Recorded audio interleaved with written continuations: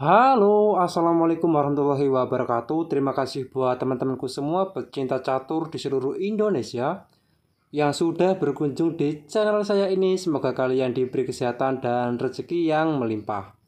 Nah, teman-teman, di video kali ini saya akan membagikan ilmu catur dari Mikhail Tal dalam menghadapi pertahanan Alekhine. Nah, tetapi sebelum saya lanjut video lebih lanjut, jika kalian belum subscribe channel saya ini, silahkan kalian klik tombol subscribe, like, dan juga share jika menurut kalian video ini bermanfaat bagi orang banyak. Dan jika kalian ingin berkomentar, silahkan kalian coret-coret di kolom komentar, teman-teman. Nah, oke teman-teman, langsung saja kita masuk di pembahasannya, di mana di pembahasan kali ini mempertemukan Mikhail Tal memegang bedak putih melawan tanpa nama memegang bedak hitam. Dan Mikhail Tal mengalami pembukaan dengan E4 dengan mengontrol petak penting, F5 dan juga D5, mengaktifkan gajah juga ke depan dan mengaktifkan menteri. Kuda ke F6. Nah teman-teman, inilah yang dinamakan pertahanan Alekhine. Nah, pertahanan ini dikenal dengan permainan putih yang sangat frontal. E5, kuda ke D5, D4, dan D6 menawarkan pertukaran pion. Dan di posisi seperti ini C4 dimainkan oleh Mikhail Tal, kuda ke B6 dan F4. Melindungi pion E5. D kali E5, F kali E5.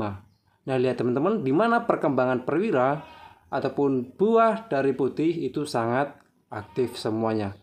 Dan maka dari itu teman-teman, permainan di pertahanan Alekhine itu putih lebih frontal. Gajah ke F5 mengancam juga kuda ke C3, E6 mengaktifkan gajah ke depan. Nah teman-teman, di posisi seperti ini Mikhail Tal menjawab dengan kuda ke F3, mengaktifkan kuda, gajah ke B4 mengepin kuda, dan gajah ke D3 menawarkan pertukaran kuda. Nah teman-teman, di posisi seperti ini langkah terkuatnya memang gajah pukul gajah.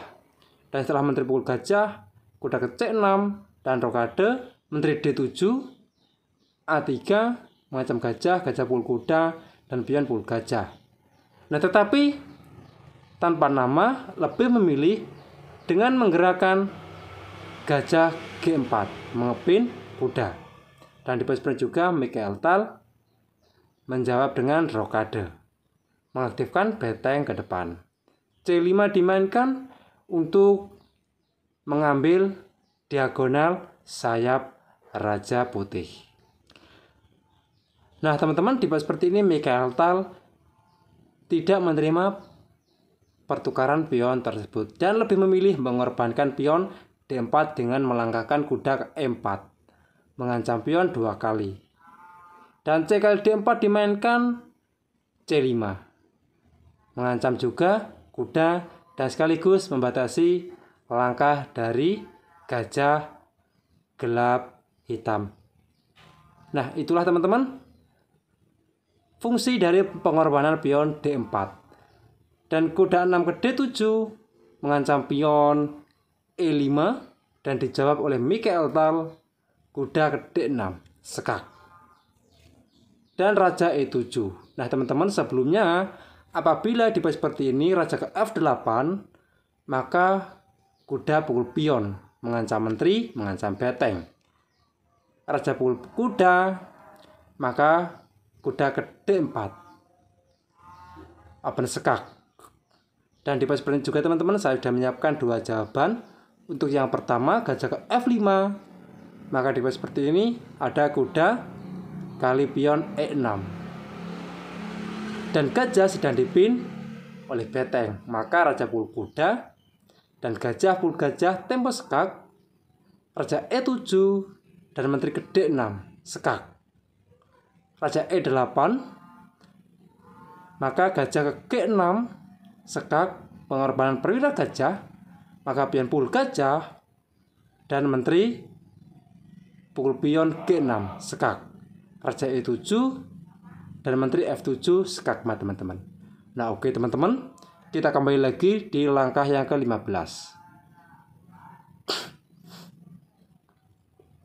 Nah teman-teman, di langkah yang ke-15 ini apabila raja ke E8, maka menteri pukul gajah, menteri E7, dan kuda pukul pion E6. Dan jelas menekan pion G7 2 kali. Dan di pos juga saya sudah menyiapkan dua jawaban. Untuk yang pertama, apabila kuda pukul pion C5 mengancam gajah, maka kuda pukul pion G7 tempo sekak. Raja ke D8, maka gajah G5. Dan menteri dipastikan tumbang. Menteri pukul gajah, menteri pukul menteri. Dan jelas teman-teman, putih lebih diunggulkan. Nah oke, kita kembali lagi di langkah yang ke-17 teman-teman. Nah untuk di langkah yang ke-17 ini, apabila kuda pukul pion E5 mengancam menteri, maka di posisi seperti ini putih bisa menjawab dengan menteri ke H5 tempo sekak. Dan apabila G6, maka menteri pukul kuda. Dan jelas teman-teman, putih diunggulkan. Nah oke, kita kembali lagi di langkah yang ke-18 ini. Apabila di posisi seperti ini dijawab dengan kuda ke F7, maka kuda pukul pion sekak. Raja ke D8 dan beteng pukul kuda mengancam menteri. Dan ini adalah langkah wajib teman-teman. Menteri pukul pion tempo sekak. Nah jelas teman-teman, di posisi seperti ini putih diunggulkan 1 perwira. Nah oke, kita kembali lagi di langkah aslinya teman-teman. Nah teman-teman, di langkah aslinya ini dijawab dengan Raja E7. Dan langkah frontal lagi yang dimainkan oleh Mikhail Tal yaitu adalah kuda pukul pion D4. Dan ini adalah langkah brilian teman-teman. Pengorbanan perwira menteri dan ancamannya skakmat beteng pukul pion F7. Nah maka dari itu di posisi seperti ini dijawab oleh tanpa nama kuda pukul pion E5. Melindungi gajah dan sekaligus mengancam gajah. Dan Mikhail Tal tetap sama teman-teman, mengorbankan menterinya lagi, menteri pukul gajah. Dan percaya itu tidak, ini juga langkah brilian, ancamannya skakmat beteng pukul pion F7. Masih dicoba oleh tanpa nama gajah pukul pion menyerang kuda. Dan langkah brilian terakhir dari Mikhail Tal yaitu adalah beteng pukul pion F7 sekak. Dan mau gak mau di posisi seperti ini hitam menyerah. Dikarenakan apabila dilanjutkan dengan kuda pukul beteng, maka menteri pukul pion tempo sekak. Raja F8, maka menteri pukul kuda skakmat. Nah oke teman-teman, mungkin cukup sekian video dari saya. Semoga bermanfaat bagi kalian semua. Jika ada kurang lebihnya, saya mohon maaf. Dan jika kalian ada kritik dan saran, silahkan kalian coret-coret di kolom komentar. Assalamualaikum warahmatullahi wabarakatuh.